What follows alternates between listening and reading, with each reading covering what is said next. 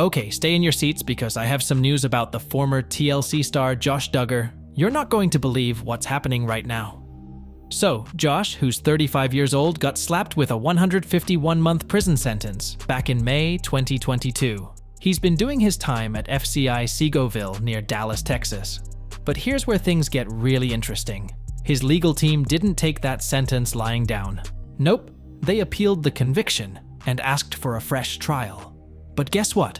A federal appeals court just dropped the bomb and said, sorry, no can do. Now, let me break it down for you. The Court of Appeals defines this situation like this. Once a mandate is issued, the appellate court's jurisdiction over the case ceases, and the district court takes over to enforce the mandate. It basically means that the appeal is a no-go, and the lower court's verdict stands. Now, let's talk about Josh's appeal. His lawyer, Justin Gelfand, filed this appeal in October 2022. He argued that federal agents had swooped in and seized Josh's phone when he tried to contact his lawyer during a raid on his parking lot. Why? Because he was talking to agents without his lawyer present. But here's where it gets real juicy. Gelfand and Joshua Handel, who represented the prosecution, had a heated clash during an appeal hearing in Kansas City, Missouri on February 16th. Gelfand argued that Josh had every right to contact his lawyer. He said, Duggar pulled out his phone, physically put it to his ear, in an effort to contact his attorney. The federal agents physically ripped the phone out of his hands and deprived him of the ability to communicate with his attorney. Now, when the judge asked if Josh could have gone somewhere else to make the call, Gelfand dropped the bomb, saying, the only way to get to this place was on a highway without a sidewalk. It was in the middle of nowhere. There was nowhere else to go.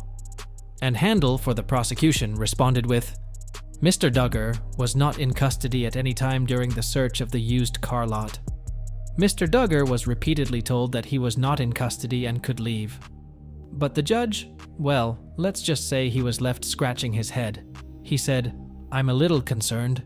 The agent knew that he had tried to call his lawyer. It looks like that was the only way he could have done it. I've never seen that before. Now, here's where it takes another twist. During the hearing, Gelfand brought up Josh's co-worker, Caleb Williams, and suggested he might be the real culprit. He said, Caleb Williams worked for Wholesale Motor Cars, which is the location of the alleged crime. But the prosecution quickly shot that down, saying there was overwhelming evidence that Caleb wasn't even present in Arkansas when the alleged crimes occurred. And here's a kicker.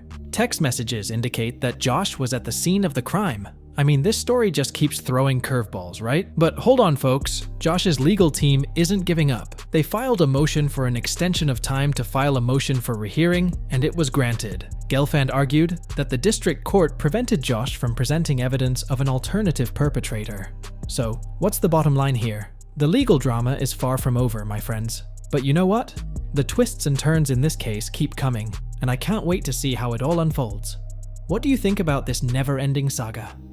Don't forget to hit the like button, subscribe for more shocking updates, and share your thoughts in the comments.